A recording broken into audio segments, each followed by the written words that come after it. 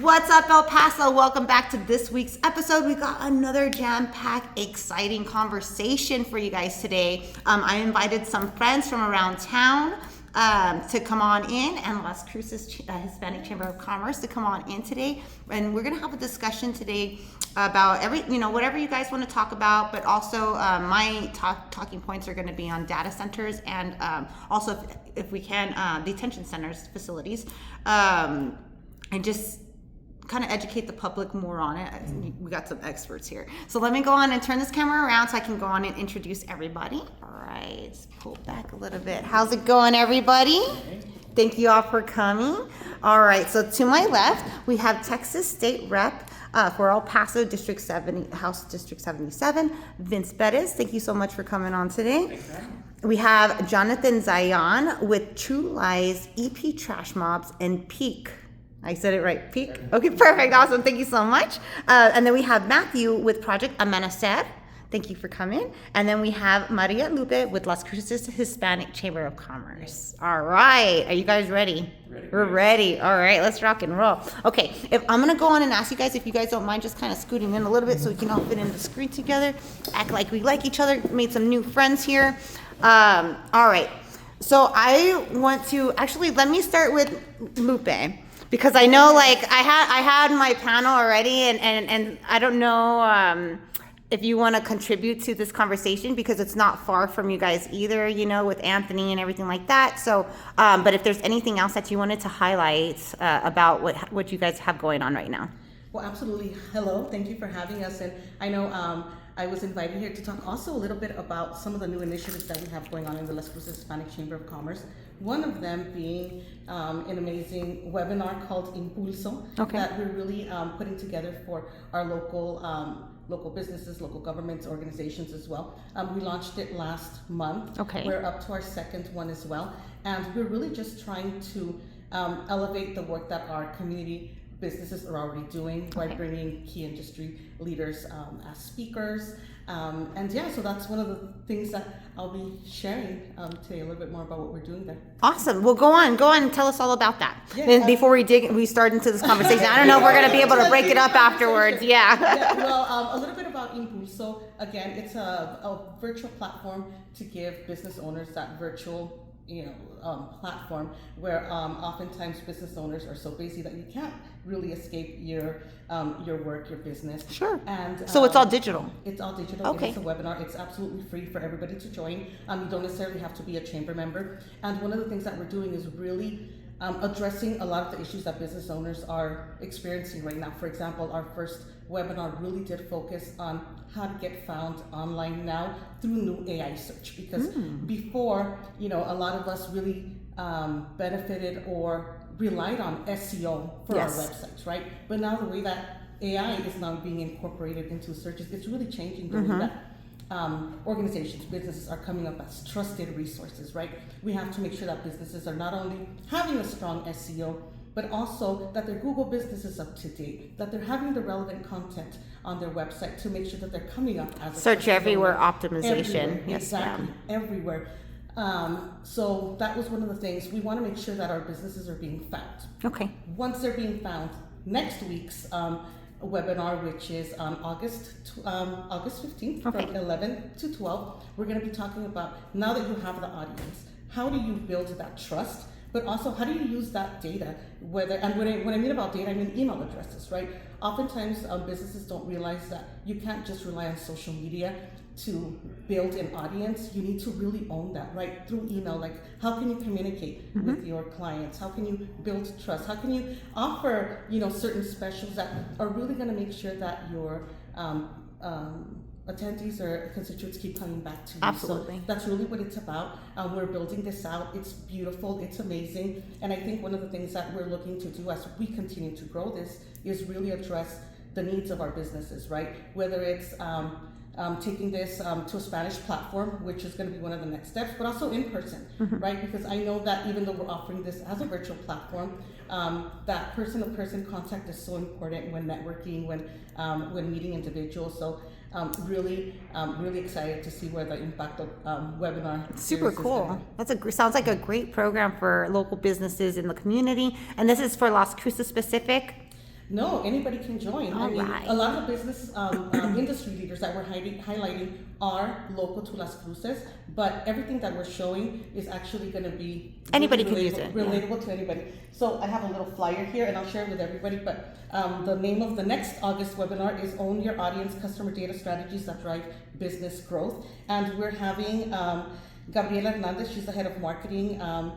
She owns her own aligned amplification mindful marketing agency, and she's done this before. She's led companies through IPOs. She has the receipts, like we like to say, right? Yeah. So she's going to teach all of us how to do it. And the great thing is, it doesn't necessarily just have to do with businesses. Nonprofits, organizations can apply all of this wonderful data and information to everything that they're doing. Excellent. What a great resource available to the public. Is there any registration or anything like that? Free to the public, or how does that work? It's free for the public. You Boom. do have to register. Okay. And maybe we'll share the link with you. Yeah, so that please. You can help us spread the word. But yeah, all you have to do is register. We just ask you a little bit of business information. We want to know how many years you've been in business, your zip code, because we want to know where our viewers are joining from. But other than that, just come on and enjoy the information. That's I what love we're here it. for. I love it. That's great. Excellent information and resources for our community. Is there anything else that we wanted to talk about or mention that you guys have going on, or is this kind of what we wanted to highlight today? This is what we're going to highlight. Perfect. Yeah, we do have a couple of other events. If you follow us on Instagram, Yes. LC Hispanic Chamber. You can also visit our YouTube channel, LCHCC. We have other resources there, but you're going to be able to see more information of all of the different partnerships that we're building with NMSU Athletics, with all of our local business owners as well. So yeah, lots of exciting things coming up. Thank you so much for coming. I mean, you live in Las Cruces. Thank you so much for coming. problem. But I mean, hopefully, like we were talking, maybe we can get you in here monthly, so that way we can kind of have a connection to Las Cruces, our sister city, and let everybody know in El Paso, like, different ways to support each other. That's what it's all about, right? I love it. Yes, All absolutely. right, I love it. Thank you so much. I appreciate your time. Thanks for having me. All right, but join the conversation right now if you want to. Jump in, because it's about to, like, It's a good one. all right, there's no hold back, y'all, okay? Like, we say what we need to say. So, gentlemen, specifically, I wanted to have you guys on today so that way we can talk about, again, a lot, like, big talking points that are happening right now.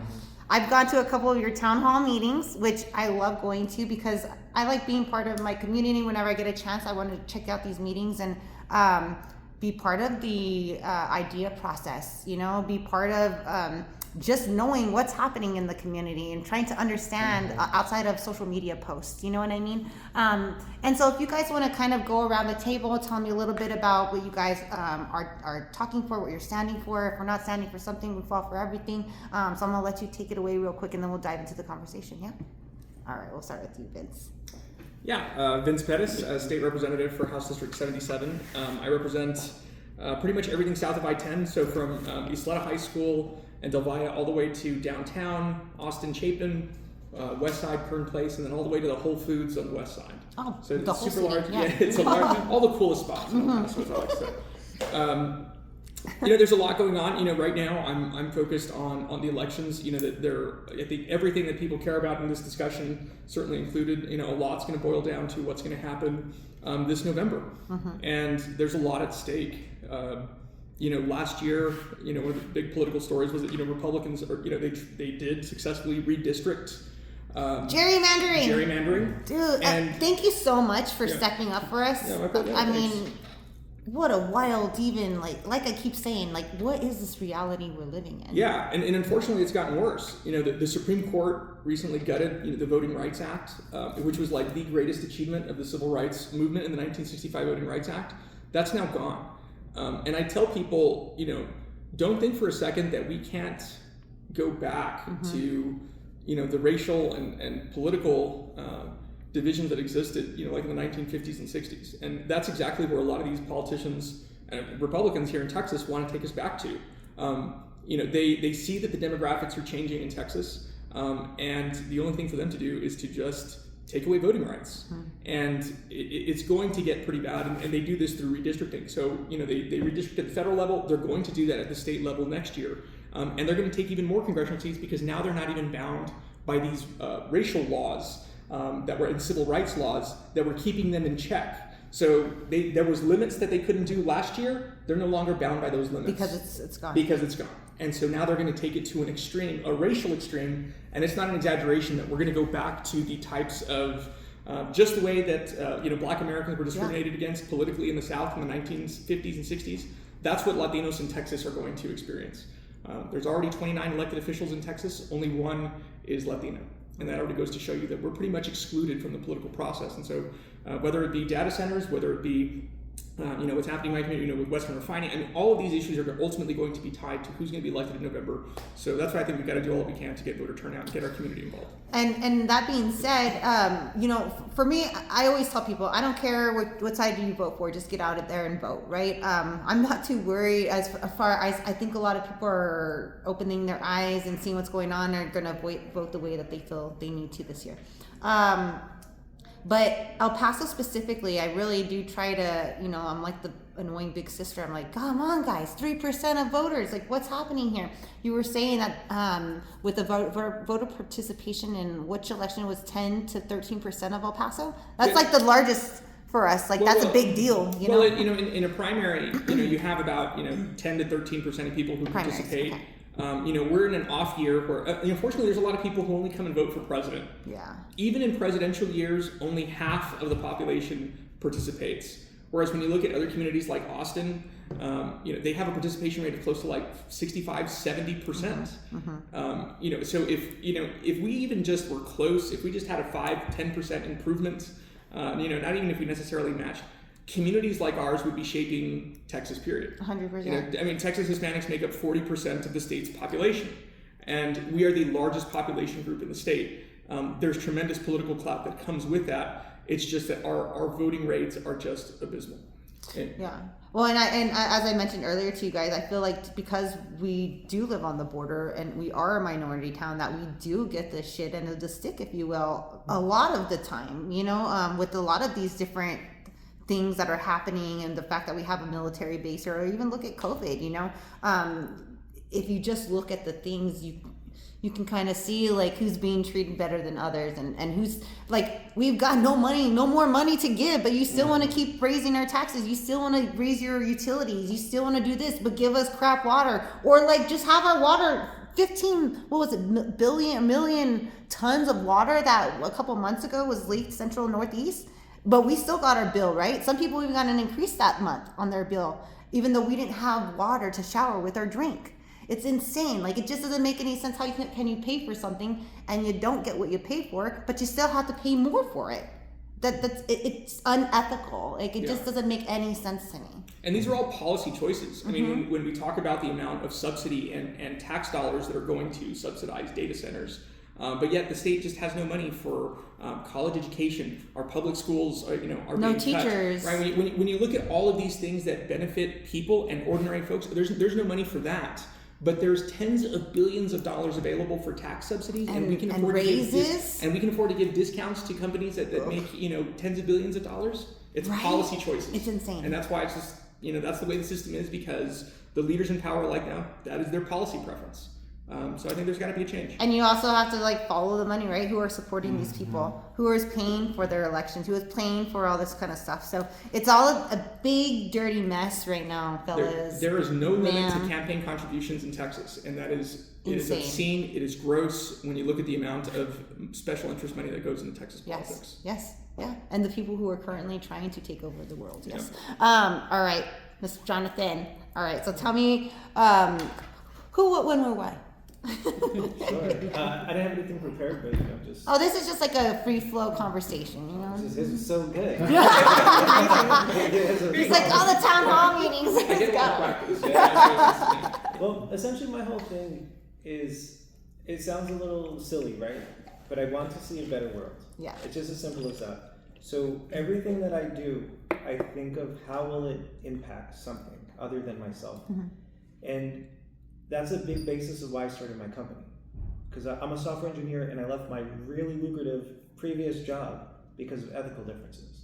So I was like, all right, I'm going to use this opportunity to start my own engineering firm. Now I can create anything I want, and I can have the impact that I want to see in the world. And I do believe I'm on that path. I'm helping some other businesses, and I'm creating my own internal tools. One of them ties into my other mission. The one tool I'm working on right now is just an El Paso cleanup app. It's so, and I'll transition into Trash Mob. So last year, my fiance and I, we would go on walks, and we would see trash. And she'd always say, "Hey, let's bring a bag." And I'm like, "Yeah, we should." And that's all that I meant. Like, yeah, we should. And one day, she had a bag, reflector vest, garbage pickers. I love it. She's a lady on business. She really stands on That's business. Why we're getting married. Yeah, absolutely. So we picked up the trash, and it took like 15 minutes. And our block was clean, and we were like, why isn't everybody doing this? So that's what started Trash Mob. So we don't host big events. We try to inspire others to just, whenever you're going on a walk and you see litter, pick it up. We can clean El Paso in 15 minutes. If everybody participated. So right now I'm creating that cleanup app, which will now gamify it. So now when you pick up trash, you can actually monitor it. As you're walking, it's going to keep track of where you're walking and like gamify it. And then the other groups, such as I'm going to shout them out, Desert Rescue and Sun City Pickers, they do bigger events. So I've talked to them, they seem to be on board to use the app and host their events. And then even when you go to their events, you can keep track. Oh, that's so fun. Yeah, so we'll have like a whole statistic tracker, keep track of where litter is, where people clean it up, see where people are littering again. That way, once we start getting some cameras, and monitor it. Yeah, we're gonna start monitoring exactly. So sit down, where you at? So that's what I'm trying to do. So I can tie to that. Dude, that's super cool. So, I mean, it's such a cool mission, and I've always said, you know, if the mission is the same thing, why wouldn't you work together? You know, in El Paso, It's a lot of head bumping when it's supposed to be the same mission. I know 13 years into Annie's adventures, but like it's great to see that. You know. You know, if I can comment on that, please. So I started this advocacy thing in February, so I'm pretty new to this. And there is a lot of head bumping. It blows my mind because as soon as I meet every group, the first thing they do is tell me why I shouldn't trust every other group. But at least on the good side, as I noticed specifically with the trash is like a trash family. I've never heard anything bad about the other trash guys. Like, we all meet up and go to each other's events and tag each other, and it's very it's like that with the breweries too. Like there's a slice of pie for everybody, and you guys are like in it for a mission, right? Like you're in it for the same thing. So that's really cool. I love it. I love it. And then I would say, if I can comment on my advocacy that I've been doing, just tell you why I got in it. I'm a skeptic, and I don't believe anybody ever. So if you tell me anything without me going to fact check it, it's reality. And I love your name, True Lies. Like absolutely. And there's all this data center talk. And my first thought was, oh my God, people are so stupid. Like, people will believe anything on the internet. But then I kept seeing it. And I was like, okay, I either need to ignore it or find out, like, what's up. So I looked into it with the pure intention of saying, oh, I'm going to disprove it and just ignore it. And then I looked into it, and then deeper and deeper and deeper. And then I was like, oh my God. People are underreacting. They don't even know the whole story. No. So every day I'm telling people about them. They don't even know. Like, they hear about it, but they don't know it. You know, what it affects. Absolutely. So that, kickstarted this whole mission of advocacy. My intention is, how do we inform everybody, with valid facts? Everything I try to do, I try to have sources and citations. I did think when I told City Council initially, I wrote them a whole report of issues in other places and how they solved it. And I was like, oh, here you go. Like some answers for you. Here's some answers. Like I thought they didn't know, but now it's been 6 months. It's like, oh, you guys knew. They don't care blatantly. Yeah, they don't care. So. Well, we'll get to this. Okay. Yeah. How long have you been doing this advocacy? The advocacy only since February. Okay. Wow. Yeah, very cool. Just a passion, because I see you everywhere now. Oh yeah. Yeah. Well, that's awesome. Cool. That's good. Especially now with the whole Instagram thing. They took away my account without reason or justification, by the way. I didn't break any laws or anything, or any rules, policies. That's nothing. Crazy, bro. It's absolutely crazy. So now I'm starting back. But it's completely fine, because the group that I have now is that like core group. So I'm like, all right, I know who the real ones are because they came back. Yeah. Sure. So that's always cool too. It's good to have a positive perspective about things, because that would really tick me off. Like, all right. So and excuse me, Matthew with Project Amanecer. Tell me about what you guys do over there. Yeah, so I and thought how you were a scam when you re-added us, so I dropped it. Oh yeah. You thought you were a scam? But like scam and put like a fake account with like so. I got a lot of phone calls. Like, my homie called me. He said, "Hey, my wife just got a friend request from a fake account." Yeah, that's Oh. but it's good to know those. So yeah, Matthew Rodriguez. I'm with the Amanecer People's Project on socials, Project Amanecer. So we are a community organization that's existed for about 3 years. our motto is clean air, clean water, and then community power. Love it. So all of what we are focused on is like these power imbalances, which is really the reason for why you see something like a meta data center. It is fundamentally an imbalance of power. So we have members, they participate, they lead our campaigns. We have about 300 members, and we have monthly membership meetings where people vote on the direction of the organization, what we should take on. And mostly we focused on, for the past 2 years, a campaign that we call Escuelas Frescas, which is based on focused on the air conditioning systems in EPISD. This started when we were knocking on doors and asking people like, what do you want to see change? What is the biggest problem in your life right now? And over again, people kept saying like, I'm sending my kid to school with a fan.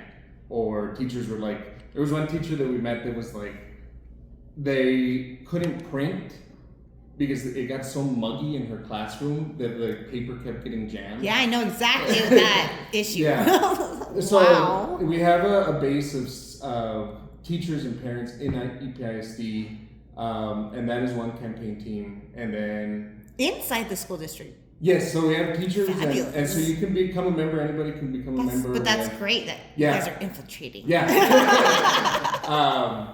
Power to the people. And then right around maybe less than a year ago, in September of last year, that we started to hear more of the specifics about Jupiter. And that's when our members were like, what are these things? They're like, it wasn't really understood what a hyperscaler was, why they take so much energy, and the numbers didn't even seem real. Like Jupiter is 165 billion. So it's like insane what is to wrap your head around, So we just started hosting open meetings and seeing what people wanted to do, how we understood this. Gather information. Yeah, and then we created a core team that started meeting weekly. So we have a team of core leaders of about 25 people. They've met every Wednesday since October, and we saw this huge void on data centers of information. We could not find out like the exact water use, the energy use. Because there's no data on that. Exactly. So I'm sure there is. Yes. I'm sure there is. It's just can't be found. Yeah, we can talk about like the exact. It's just a blueprint that they use everywhere. Yeah. Like we are not at all an outlier. The same way that Jupiter and Meta moved, the other ones, they're moving all over the country. The ones with the deformed cattle that are being born, yeah. if they're even being born, and all that mess. Yeah. So what we did is we started hosting these info sessions. So we held, I think, 6 around the county, and it was just like, what's a data center? Why are they coming here? How does it affect you? And then that led up to a town hall. So in March we called it the People's Data Center Town Hall. There's like 375 people there. We had people from the school board, city, county, and state. Wow. And then we like launched what our campaign was. So we released a list of what we call demands. So that was like break the 380 that I think a lot of people had heard about. And then break the contract between Meta and El Paso Water. So that's what our members have been doing. We were able to get that agenda item on, which we can talk about more in June, which I think a lot of people saw, like the vote them out and the 8 hours of public comment. Vote them out. Dude, that was dope. Yeah, so that was like a bunch of people just, and these are... But we need that everywhere, all across America. We Yeah. need that like right now. Yeah, and so that's kind of what we're focused on now is we're still trying to figure out the different avenues to break the contract with Meta and at least reduce the harm. Okay. And then focusing on November. Okay. Because Sure. there is that June 9th vote like really showed like how serious the city was about Their actions on Yes. it. And I mean, you know, I don't really think people fully understand the importance of November. Yes. Of this November. Or voting in general in the city. I've even helped on campaigns. We don't do a lot of campaigns in the marketing where I work, but in the past where we had to educate people on like not straight ticket voting, or it's just basic things like that, you know what I mean? But it's not commonly known in this area. And so, and people are just like, but my vote doesn't count, it doesn't matter, it doesn't really do anything, look at it now. But it's exactly why we're in the position that we're in now. Yes. You know? Well, thank you guys for explaining, you know, the who, why, when, where, Who, What, When, Where, Wise. That's the one. But let's get into the conversation. You know, we have Vince here too, and I think it's a great opportunity because you're having these town halls talking about these things, and I'm not sure if you've met these gentlemen before yet or not, and if not, this is awesome. So this is what it's for. We want to have those conversations and start thinking about educating the community and all that stuff. So I don't know how we want to start it, but I'm going to let you guys start. Well, I mean, let me say, I mean, El Paso is an outlier in the sense that the incentives that Meta got are the most generous in the state of Texas. It truly is like the worst deal in Texas, and that's not hyperbole. That's not exaggeration. Is it because we're a border town? I think it is because I see those faces. We all know the answers. Let me say this. Like, look, I've been on the commissioner's court before I was a state rep. I was a county commissioner. They hated bringing economic deals before me because I would shred them. I would shred every single one. I revamped the economic development policies. They had no limitations on the amount of years that they could be enforced. They had no limitations to the amount. The whole point of incentives is to, bring these companies that otherwise would not be coming to El Paso. But ultimately, then there has to be a win-win for the taxpayers, right? So you always have to structure these deals where, if you're going to give away an incentive, it can't be the whole thing. I mean, we have bills to pay. We've got to pay for a sheriff. We can't afford their bills. Right. On top of our own right now.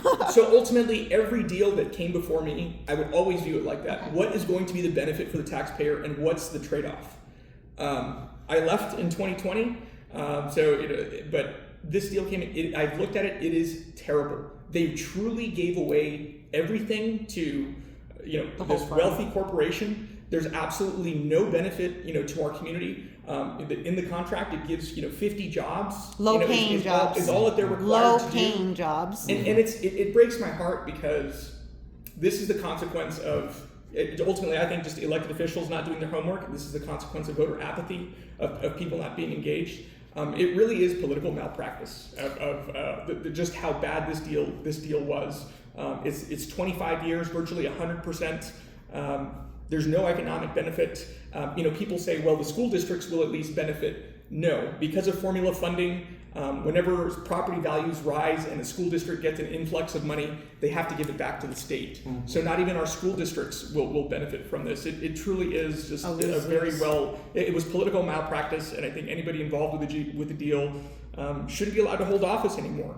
There's some people who have said, well, if I knew then what I know today, this is not about a data center. No company should have gotten that good of a deal. No, right, no period, across the board. And the fact that at both Jupiter meeting and then the one that just happened in Anthony, like last week, where, what was my point? They have the workers going in there. I'm sure they're paying the workers to go in there. That happened on June 9th. That's what I'm talking about. Most of the seats were filled by But they don't even understand that it's like you can't win the long-term goal with a short-term payoff. Yeah. Like just because you have your job for a year or 2 years or however long, like what about the rest of the 25 years that you're not going to get anything? Yeah. You're not getting anything. There's only going to be 50 jobs, and they're going to get bare what's the minimum wage? 7 something here. Well, they said who knows what it'll be. But the Meta representative said it was like $18 and change, and I remember because then everybody laughed at them at the representative when she said that amount. Yeah, it's ridiculous for 50 ridiculous. Jobs for $18 an hour. But it's all systemic, and that's why they come to poor areas, because when you have these contractors getting 6 figures for the first time, even though it's not 6 figures isn't what it used to be. But that's the poor mentality. You come to a poor place and say, hey, poor people, here's a little bit of money. And now they say, oh, my little bit is more than your little bit. Look how good we are. Let's ruin the entire city. Yes. And the thing that bothers me about that is if our city reps get paid from this deal, that's a huge... That's illegal. That's illegal, right? But then all the people going to advocate on behalf, their justification is they're paying my bills, they're paying my family. It's like, dude, we don't care about your specific pocket. Mm-hmm. We care about the environment and the sustainability of everyone. Right, because it's a community. And again, to go to the point, because it seems like the answer is always like give a raise and cut from the bottom instead of cutting from the top. You know what I mean? Which I have a big problem with that, because taking it to the school problem, or without teachers, we don't have anything. Mm-hmm.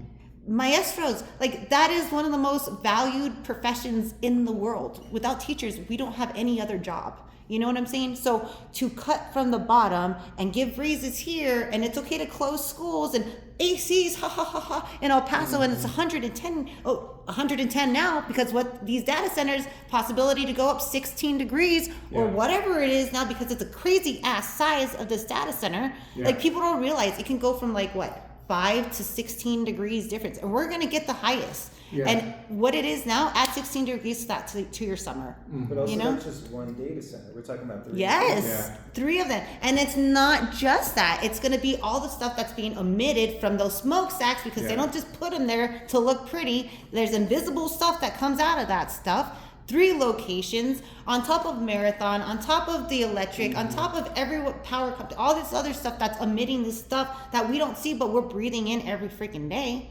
It's just, it's like, basta. They use more electricity than the entire city of El Paso and southern New Mexico. So just overnight, you've had a tripling of energy consumption just here in our That's community. a year's worth and a third of the year. And I think I want to like talk about what a lot of people have been saying about like who brought them here, like who did bring them here. Well, I'll say that, but I'll say like there was a New York Times article today about McLeod, which is Meta's gas plant, and it was like the equivalent of 10,600 cars idling 24/7. Yikes. That's what El Paso Electric is trying to build. So if you think like living next to 10,000 cars idling 24/7, that is the contaminants that. On top of living next to Mexico, on top of living in Marathon, on top of all this, with that parking lot of stalled cars just running. That's insane, bro. Like, that seems so unethical. And that's not even considering Jupiter. Jupiter's gonna have their own fuel cells and gas plant. That's just Meta. That's just Meta's private gas plant. And they're saying that they want to.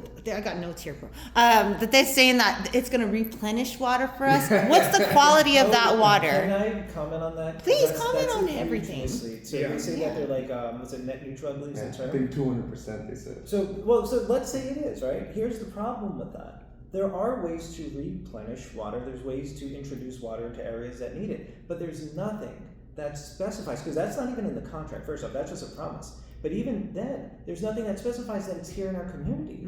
So they can take our water and then say, oh, feed it back to themselves. Back where they're living or their investors are living, and say, oh, now look at what they have. And now globally, because that's the thing, when it comes to misleading us, they think holistically, right? But then when it comes to taking our resources, you know, like you said, right? We have the one data center, and now it's like, oh, that lives in isolation, but it doesn't. What about the gas plant? What about the other data center? It's stacked on top of stacked on top of stacked. The narrative is always what benefits them, and when people don't ask the right questions, it's just and also it's pretty much a formula. I mean, don't think that like they're going to consume the water, you know, from our groundwater, and then they're going to have like a water hose that just puts it back in. Like they give that impression when they say we're going to replenish, you know, more than what we're consuming. What they do is that they have partnerships with corporate-funded nonprofits that do water projects throughout the country, and so that way they can say, "Oh, here we conserved X amount of water in this community." So that way they can say, "Well, on the whole, you know, we're having it's a net neutral impact because of all these other projects that we're doing."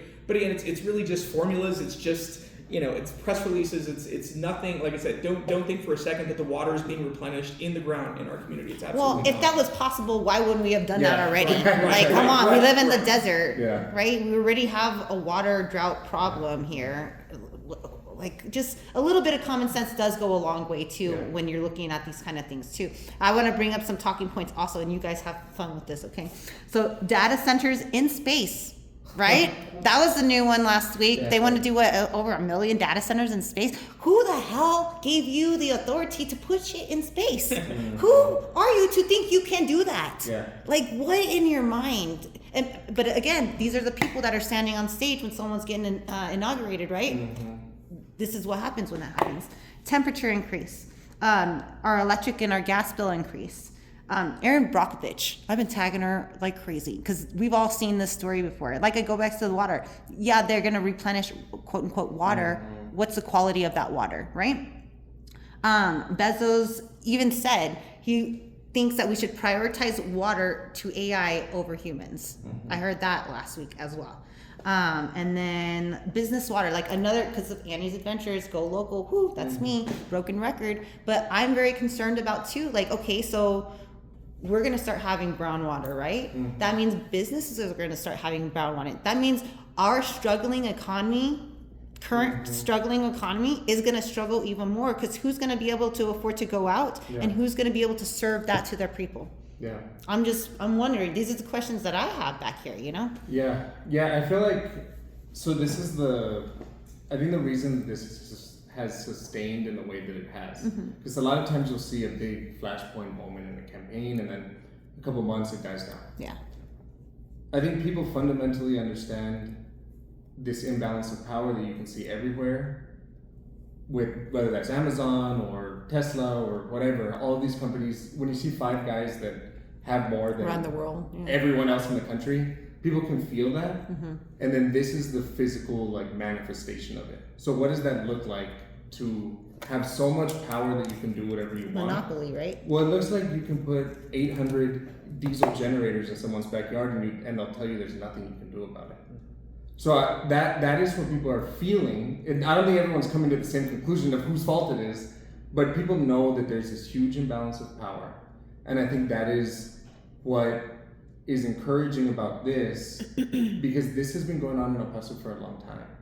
So Meta didn't fall out of the sky. Land of indictment. I used to work at the Saddle Blanket, and they took the Land of Enchantment from New Mexico, and they put it on a shirt, El Paso, Land of Indictment. And then we sold out like crazy. So it didn't fall out of the sky. Meta didn't just land here. Yeah. There's people who recruited them. They were talking to them since 2021. Or even on the side too, right? Before they send us the edits, then they send it to Meta for verification before sending it to us. Yeah, it's just like a complete disrespect for like people's decision making, and that is expressed through who donates to campaigns, who funds charter schools that come in and remove from public schools, who funds the meta studies that they put out and say this is going to be great. Like, it's really like the same way as five people on the federal level, it is a group that moves together on the local level, and that's where I'm sure you've seen the Stop the Anti-Data Center Virus and like the groups that are funding the opposition. I haven't actually seen any of those campaigns. I don't know if they just don't even register to me, because I'm just like, you know what I mean? Yeah. There was a private fundraiser here in El Paso with Borderplex Alliance, and Meta announced that they were going from a $1.5 billion project to a $10 billion project. The CEO is on stage and he says, "This is a call to arms to this room. We need to stop the anti-data center virus." That means you guys are making waves. Yes, and that guy is giving to political campaigns. I noticed real quick, I'm sorry to cut you off. I don't think you said the name of the place or the name. Is that something you don't want to say? No, his name is John Varela. But that's like the kind of circle that exists that people are so angry about, because it's like, you can see all these people asking not radical questions, like, why do they get 2.5 million gallons of water a day and then you're called a virus? Like, how are they allowed to do that? And it's called gaslighting. Yeah. That's what it's called. You know, it's you guys are just over here like, wah. It's not. It doesn't exist. You're just crying. Get over it. It's fine. You're fine. Yes. No, bro. You know, and I do also want to point out, Greg Abbott made it very clear that he wanted Texas to be the data center capital. And now he comes back and he wants to say stop. Exactly. But see, this is what happens. But he can't even do that anymore. This is what happens with voter apathy. How is it that the guy who says he wants Texas to be the data center capital of America, all of a sudden he comes in, I'm putting a moratorium on to try. It's like to save myself. You're the one that created this monster. But see, that goes to show you that when people just rise up and they get upset, and he's hearing about it now, all of a sudden you see the shift like that. But see, it can't just be this one issue. People have to transfer that over into political clout. And not just during election time. Yeah. And he's here in El Paso today. But it's just like, it is quite an insult. I'm just telling you that it's quite an insult that this guy, the same guy that wanted to bring them here, is now also trying to make himself out to be the guy who's going to stop it. But I'm telling you, but he just thinks that people are going to buy it. He thinks we're stupid. Well, real quick though, historically, aren't they going to buy it? Yeah, that's what I'm so scared about. November. There are some people. Well, look, there's some people, who have said, "Oh, I'm really glad Greg Abbott put a moratorium on data center." It's like, But they don't do you understand that how it understand got who there. you're talking about? Like, they don't, just people don't know. And it's unfortunate. Because I even questioned it. I asked you, I was like, what does this mean? Yeah. You know, like, Yeah. what do you mean? Like, But also does it give us too, any hope? If I'm not mistaken, isn't it just specifically in rural areas? So not this one. Oh, this one. That was what he called for previously. This Okay. one is like a pause on approvals. And it's all, yeah, it's just approvals. But we've already been approved, so it's not Yeah, us. exactly. It's Yeah. not I mean, us. I guess being in politics is just like, It's a I game. don't care what the governor's, he's just playing politics, right? Yeah. I don't think at the end of the day the governor really means anything it is that he says. He sees that he's in political trouble. It's before November. Get the Whether vote it be and go rural back to areas, doing what I whether was it be gonna do. approvals, he doesn't care at the end of the day. After the election, he's going to shift back to, Yes. you know what I mean? Just saying that's politics. That's why Yeah. people got to care. Yeah, they gotta care and do the research and see where your morals align. Yeah. You know, it's very incredibly it's the important. same reason our streets get fixed once every 4 years. You know, right before. Even though we're paying for it, right? We're paying for new pipes that we don't have new pipes. They're flooding our city. You know, like Yeah. it's insane. Like it goes back to what I'm saying: raise our prices, to pay for this, to pay for. But you're not paying for anything. Mm-hmm. It's not going anywhere that you say it's going. So where is that money going? Yeah, and I think that's Theft. I think that's where we agree on this is. It is up to us. Like that is what people have to, I think, take from this data center fight is if people are not organized out of this, things will go back to normal. Like it will get built, it will go back to normal, and they will just continue on in the way that the city has functioned unless people are organized. And people don't understand the repercussions of that. What does that say about the price of your house? Yeah. What does that do for our utilities that are going to be going up even more than they are already? Yeah. Okay, like individuals who live by themselves are paying $200 on a bill Yeah. when they're not even there half the time. Like Yeah. it's insane. Yeah, in just 1 year, when you combine all the electric utility all the utility increases, it was like Before 500 taxing It was the like property tax increase. $550 a year in cumulative increases with all the utilities. Wow. Just here in El Paso. And what about this new rate increase to our property taxes that they're talking about, the max, and then like I didn't even fully understand. It's because they say these things that don't make sense. Well, to like confuse us. Well, you know I what can mean? tell you. Well, see, just the way the law is structured is because they have to finish the budget by the end of September. Okay. So when they start the budget, Fiscal year, yeah. they have to start with a number, right? So as they're starting the budget, they're not adopting the tax rate. So I know it's like people say, well, they're taking it to the max. Commissioners set that as the level so they can begin their budget discussions, and then they'll have the ultimate vote like in September. Mm-hmm. So like that's not the adopted rate.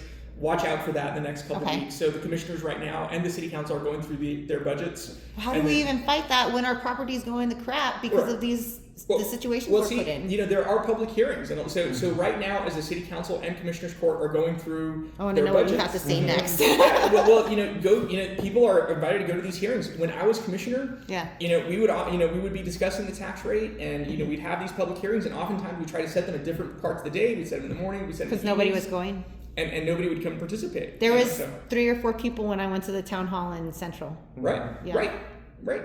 Yeah. So, I mean, you guys have to Yeah. wake up. Y'all have to start caring.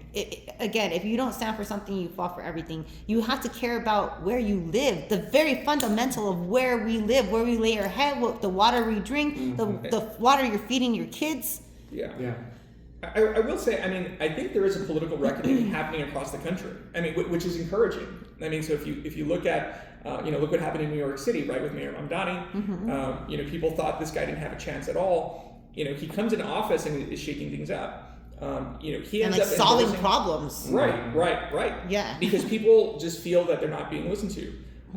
Then in New York, there were 3 establishments, long-term politicians in New York that were ousted by people who were considered that Mayor Mamdani endorsed. In Colorado, there was also a member of Congress who was elected who I think she was young and was also considered a socialist Democrat. Look what happened yesterday in Michigan. The candidate who everybody said was far left. And I think Democrats, especially establishment Democrats, are kind of shell-shocked right now because they don't know what to make of it. Man. And that's why they say, they like to criticize the far left, but it's because people are genuinely upset that politics today just aren't working. I think that's where you get. I just hate that there's not two categories for everybody. We do not fit in two different boxes. Right. Like I'll vote. I don't know. I thought it was always a stupid game. You asked me, am I going to vote Republican or Democrat? I'm going to vote how I want to. Today I'll say this if that pleases you, and tomorrow I'll say this. Like we don't fit in one box. You know what I mean? Like I think there is no Democrat and Republican anymore. Like we have to figure this out. It's morals. It's ethics. It's human fiber, you know, like kindness, morality, humanity.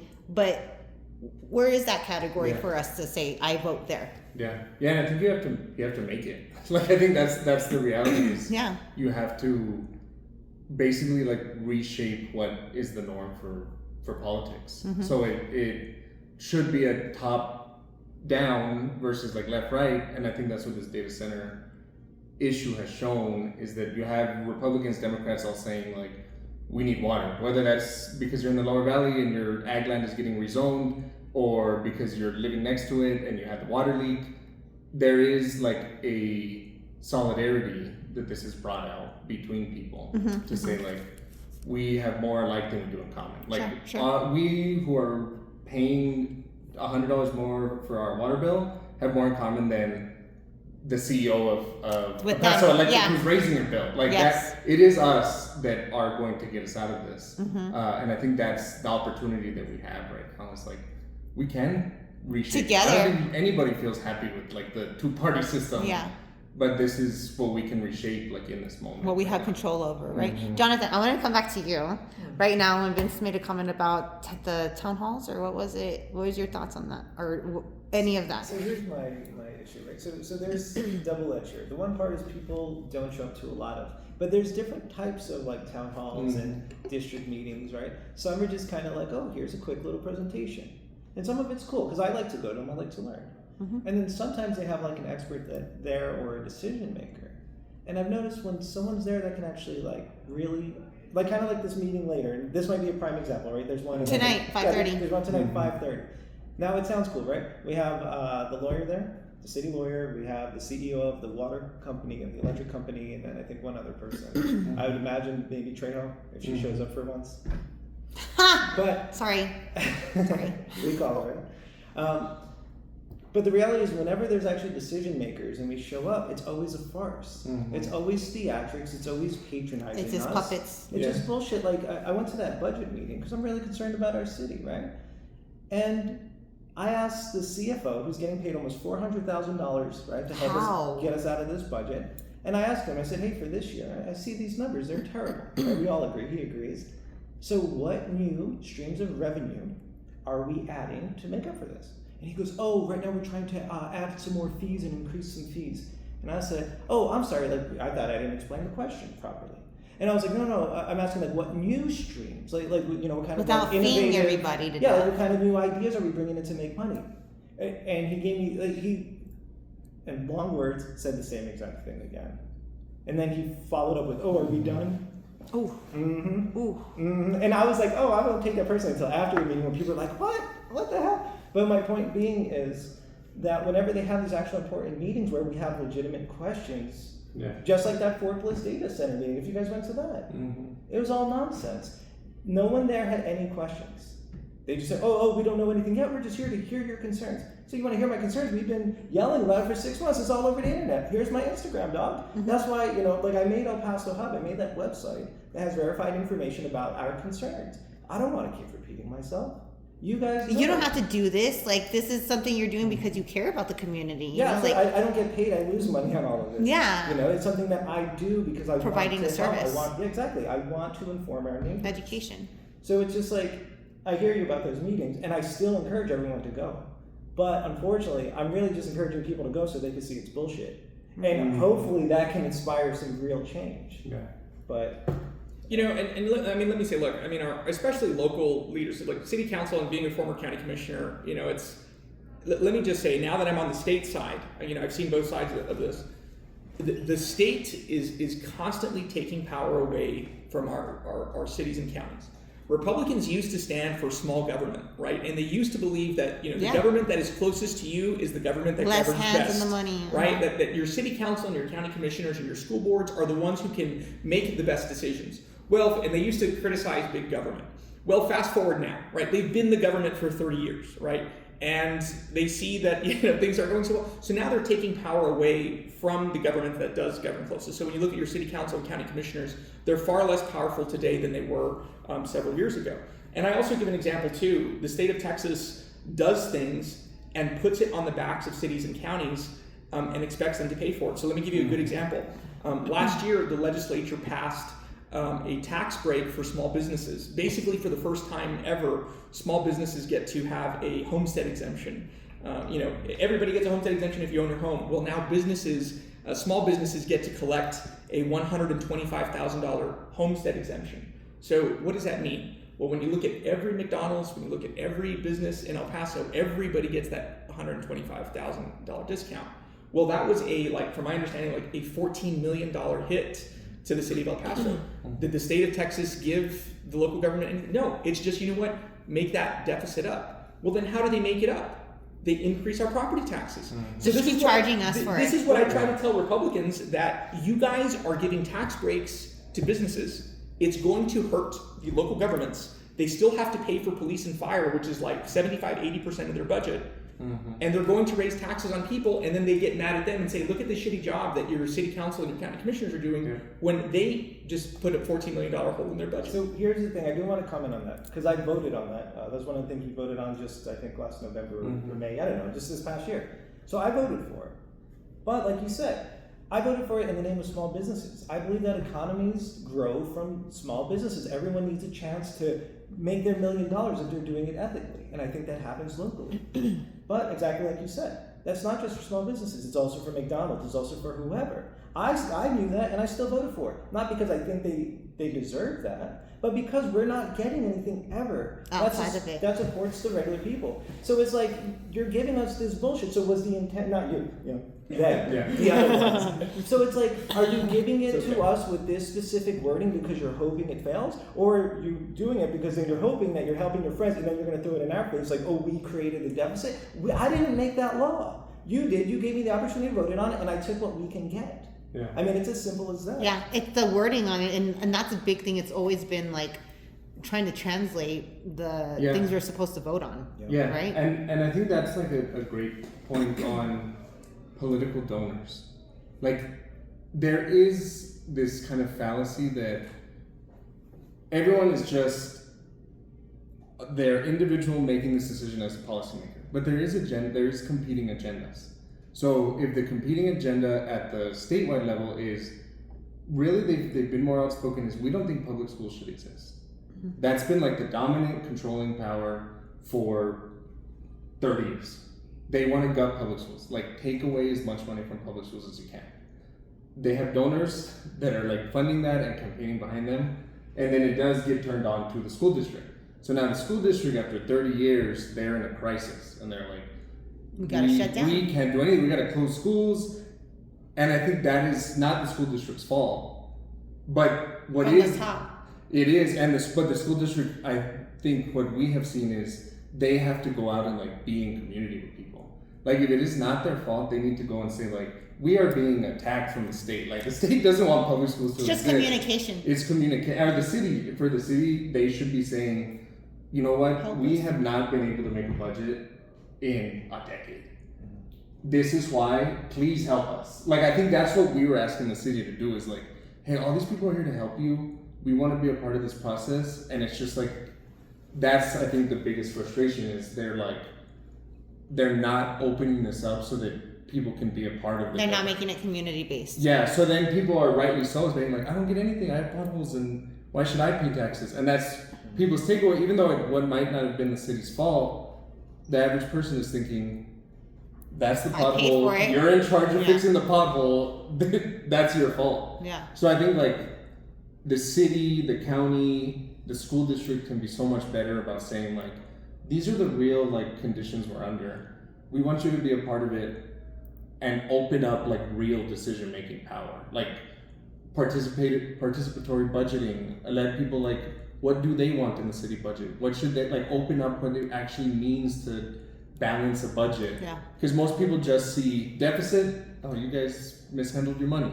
Like that is the common takeaway that I think. It's just insane how like pay raises never come into that play. Yeah, and it is. They should be Every year. They should be saying like, teachers, let's work together let's get on social media. This is why teachers are so important to the district. We need to be fighting for our pay. We need the state to release this money so that you guys can get paid, instead of a bad press release. It's like, Right. oh, we have to fire these people or whatever. Like, there is ways that people can work together that Before, haven't been unlocked. Like, it's just not the norm in El Paso politics. even just preventative measures would Yeah. be great. Like, let's start there, like let's stop the bleeding and not make it worse. I don't know.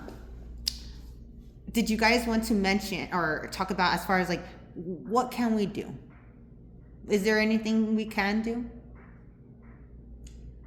Yeah, I mean, I keep saying it, but just because like I'm so familiar with the numbers and I look at it, I mean, it feels like your government isn't being responsive. In many ways, I'm telling you, like, Republicans have been in power for 30 years.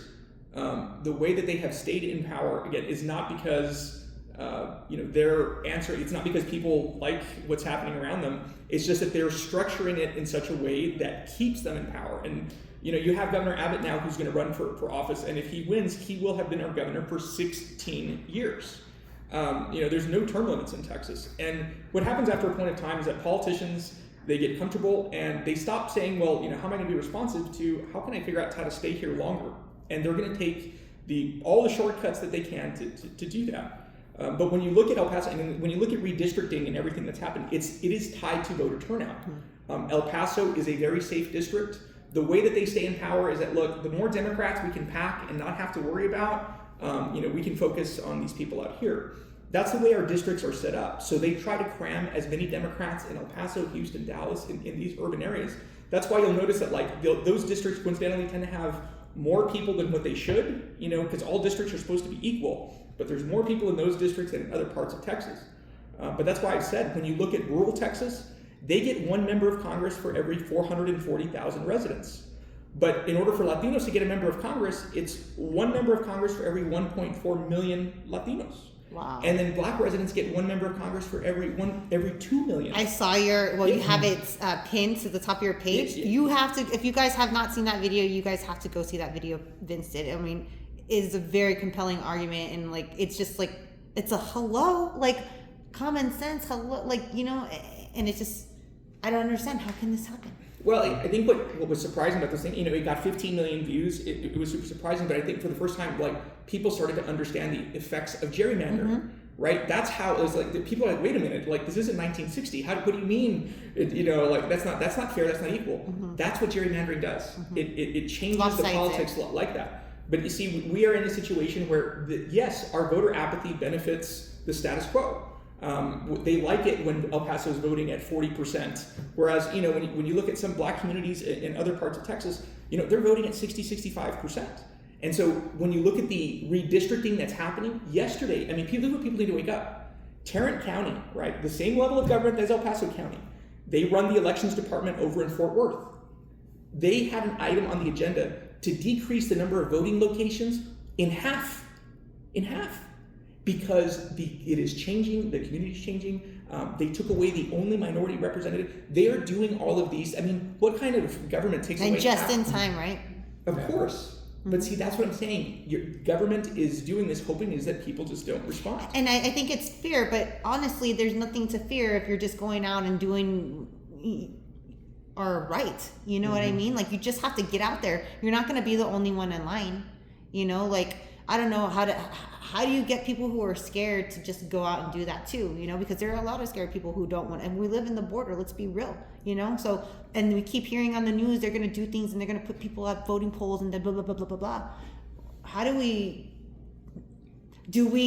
have groups of like angels out there, like supporting these bunch of bikers? Like, I don't know. I know bikers. I'll make a call, but like, how do we make people feel comfortable to get to the poll?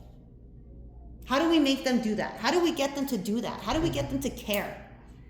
I don't know. That's a big question, and I understand that it's fully loaded. It's a problem that we've had in this community for a long time. There's so much happening in this community. Yeah. We're busting out the seams. Yeah. And like what Amanecer is doing is we're just running and endorsing our own candidates. Okay. So I think that's what a lot of And I was gonna ask, so who do we know who to vote for? Yeah. Right? Yeah, that's what a lot of people say is like, well, everyone's the same. Everyone is awful. So I think that is starting earlier because that's what Borderplex does. You know, they're not randomly voting. They've already funded that candidate. They've already drafted them. They have a relationship with them before they get to the ballot. And I think that's what we have to do as organizations and as regular people is we should understand, all right, there's District 6 on the east side. This is what's up for election. Who do we know? Who's like a good community leader, whether that's in the church, their union, their youth baseball league? That person should probably be an elected representative. We're looking for new people to run. Yes, I think that is a huge part of it. And then it's like, all right, this guy With moral fiber, mm-hmm. like we have to choose them. Yes, yeah, because most of the time it's kind of like a self-fulfilling Rotation. prophecy. It's like people don't vote because the candidate is bad, and the candidate is bad because people don't vote, and then it's like it just Never keeps on ending going cycle. forever. Yeah. So that's what we're doing, as Amanda said, is we're like raising money from regular $10 at a time, and then we actually want to back candidates. So people will come and present to our membership and say, this is what I think about the data centers, this is what I think about water, this is what I think about this, and then our members will decide, yeah, this is someone we want to put this money behind, this is someone we want to knock doors for, make calls for, and I think that really increases voter turnout because it's like, it's not just like some random guy that I got a mailer of. It's like, they came to the meeting, I know him, my kid is coached by him. He's one of the community. Yeah, all right, so now when someone asks me to take 5 people, yeah, I'll take 5 people out for Tomas or whatever. When it's like a random person that they've never seen, they're likely not going to feel like that excitement of, I'm going to take my friends to go out and vote for them. Mm-hmm, mm-hmm. So I think like that's a cool campaign too, to try and like make it a like we have no problems going to bars, right, and hanging out there and stuff. Like, why can't we grab our friends and go vote? Yeah. Or like your rec team. How many parents are at the sportsplex, or how many parents are like going to a soccer team? Like that's 70 people parents you run with, people you're at the gym with, people you work with, your family. Mm-hmm. Yeah. And I think that's the key to like unlocking this is not making it, I am going to vote for this guy, but instead, like, I'm going to vote for my interests. I'm going to vote because I want water. Right. I'm going to vote because I want to breathe the air outside. Yeah. That's why I'm going to vote, and that's why I'm going to tell you, hey, dude, do you want to like breathe this air around here? Then we should go vote. Versus thinking about it like, do you want to go vote for so and so this guy that you don't know? So I think like it's more the talking points. Yes, the issues that are moving people and connecting that. But you need a candidate to speak to that. I mean, I feel like with the Beto O'Rourke, and we talked about that campaign, you know, everybody was just so on board and everybody was excited about it. It was a different vibe in El Paso. It just was when it came to voting. You know what I mean? The excitement and I had an idea, like if businesses got together and they're like, okay, bring us your I voted sticker and then we do this. But then we can't do that because that's illegal. I just found that out. So I can't even suggest that idea, you know? It's very limited on what we're allowed to do to excite people to vote. I don't know if you have anything to add to that. Yeah, I mean, and look, let me say this being a politician. Look, you know, I hear you about like businesses and political campaigns. I've been on that side, you know what, like, and when I started this job and when I was running for office, you know, you're supposed to be spending like 10 hours a week calling donors and asking for money. And, you know, a lot of those phone calls and a lot of that money doesn't come from El Paso. You know, you're making phone calls to lobbyists and stuff like that. I finally got fed up with that. Like, I felt I was wasting way too much time, you know, making these phone calls that just, you know, they're not going anywhere. It's not helping my community. You know, so I've stopped soliciting money from, you know, but yet I have $42 in my, you know, campaign account.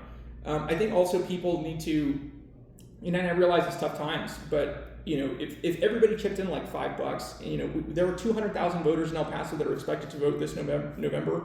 I mean, just to put it in context, you know, if those 200,000 people put in $5, that's $10 million.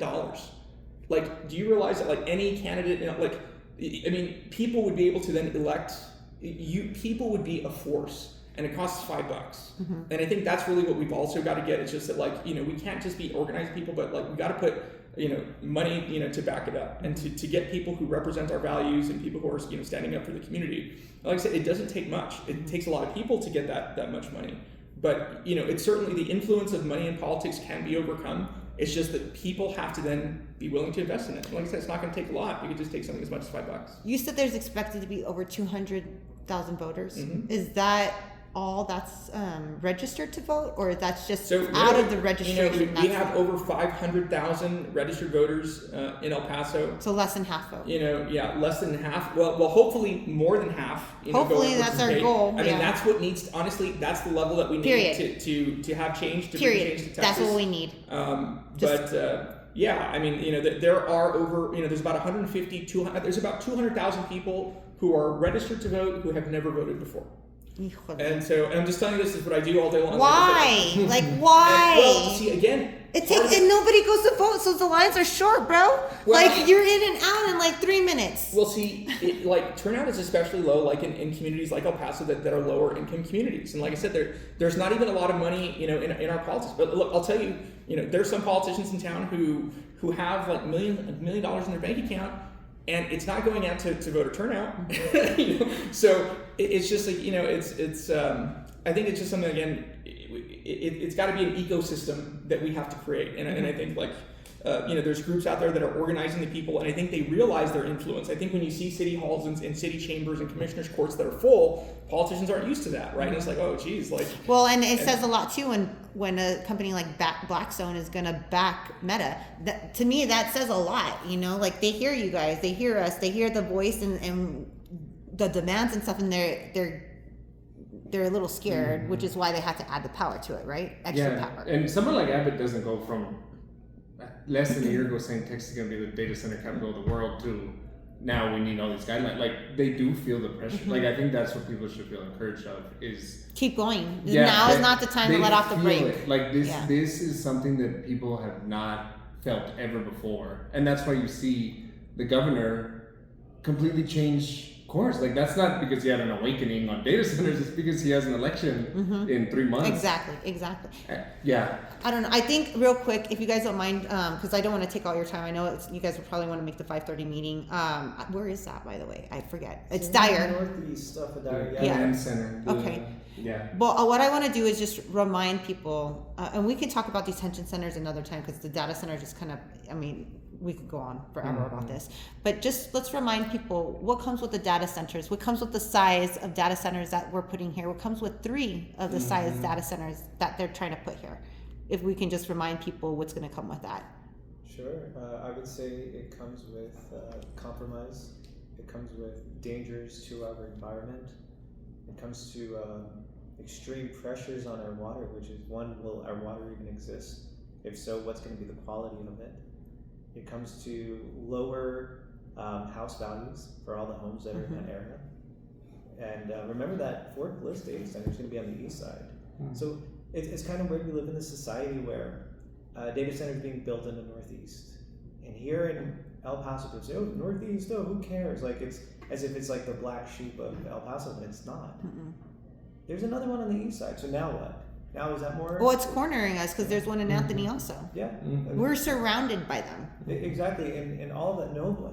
Who has a choice is going to choose to live next to a data center. So that's going to affect your property values. But not only that 24/7 hour noise. That creates mental health problems. Whether you hear it or not, your body is going to process that noise for 24 hours a day if you live in that vicinity. Animals or wildlife. Exactly. Animals, wildlife. What about the ones that use like eco? Like so they can sense their environment. There's already correlations between data centers and loss of bees. It's scientifically proven. You said beans? Bees. Oh, bees. Yes, bees. Sorry. Yeah, it's scientifically proven that bees are like the most important creature on the earth. So, so what's, you asked, what did you ask? What are we going to lose? Yeah, like what exactly. And that's what I want to remind people because we need them to get out and vote, right? We need them to follow the pages so that way they can be educated, learn who we should be voting for to make a difference in what we actually care about. And again, it is a list of shitty things. It is just a long list of dirty laundry. You know what I mean? From our utilities going up to the light pollution, to the noise pollution, to our wildlife, to our ecosystem, everything. And that's just what I want them to have on top of my mind. Like, it's not just a data center, you know, like, oh, well, we're already on Instagram and Facebook. Bro, it's like, it's so much more than that. You know what I mean? It's Big Brother, it's flock cameras, it's everybody being in our stuff, and we didn't give any of this permission, and it's it's everybody. It's, I don't know, don't even get me started with the flock cameras. But yeah, that was kind of what I was trying to give them, like a laundry list of. There's more. Tell me, what's the positive of a data center? Oh, there's positives. Really? Yeah, absolutely. Some contractors get temporary jobs. There you go. That's a positive. Some politicians get secret money in their bank account. Yeah. You know? Well, you know, I will say it's such a missed opportunity for El Paso. Look, the biggest problem that El Paso's had for decades is our property tax base is weak. When you look at our downtowns, you know, we don't have the big private companies that Houston, Austin, and Dallas have, where they have all of those private businesses feeding into their tax base. That goes for schools, that goes for police and fire. This was an opportunity to have a $10 billion company come to our community, and it could have been structured in such a way where I think, there could have been a lot. It could have probably provided tax relief, you know, for our community that definitely needs it. But again, it was just a huge missed opportunity. Now you have this $10 billion company coming here pretty much for free, collecting that, and that's what I think the biggest loss is to our community. I 100% vote them out. Yeah. I mean, well, they did it to us, bro. They did it to us. Well, most of them, well, at least locally, are out. I mean, there's 2 left from the original deal, but on a statewide level, who's left? Fierro and Canales. Okay. And I think the June 9th, if you go to our page, you have who voted how on June 9th. Okay. Because I think that was a real test of how serious people are reducing the harm of this metadata. Well, I think if I can I throw a politician under the bus? Can we do that? You do what you need to do. I'll throw one under the bus. There's a politician who was my favorite.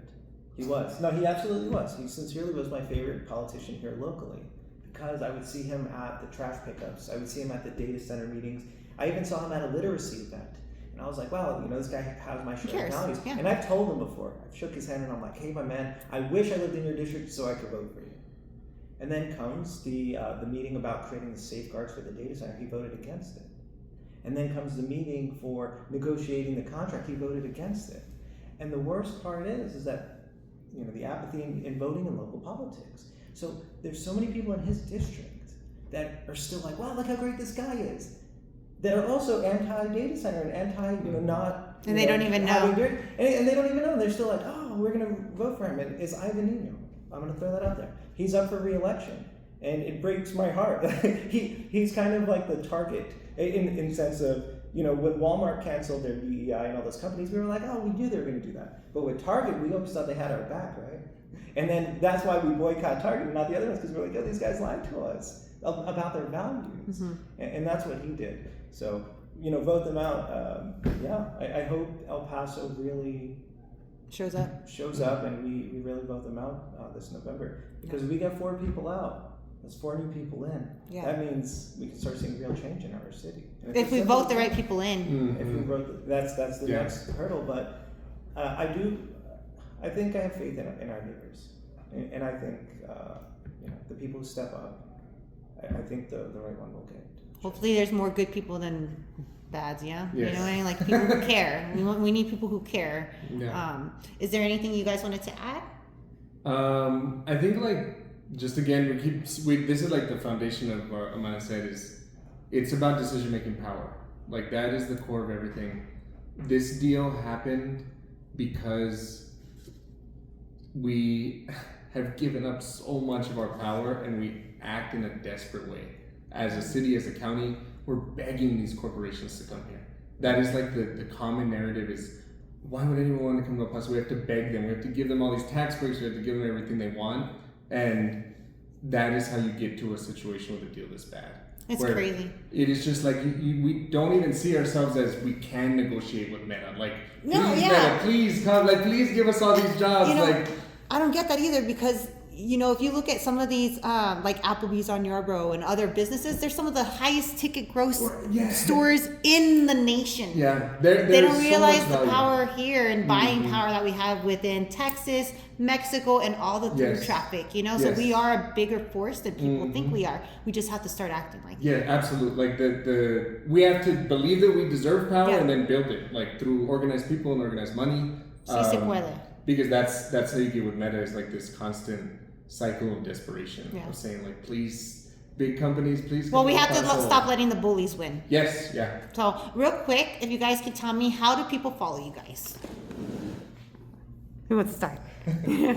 Project Amanecer and Amanecer People's Project, in our bio at Project Amanecer, you can find our candidate interest form if you're interested in running, donations, and then our upcoming orientations. We have an orientation on Saturday, and then we usually have an orientation for any new member interested every like 3 or 4 weeks. Okay, awesome. I would encourage people to go to the website I created, which is elpasohub.org. It has factual information about the 380 contract. Also tells you when the next city meetings are. Good. It has a quick links so you can actually sign up to speak. Aside from that, I am on Instagram now with a way longer name, TRU_LA13_backup, because Instagram took away my account for no reason. And I'll tag everybody on here too. People can go to vincepettis.com, my website. They can also follow me on Facebook and Instagram at Vince M. Bettis. Awesome.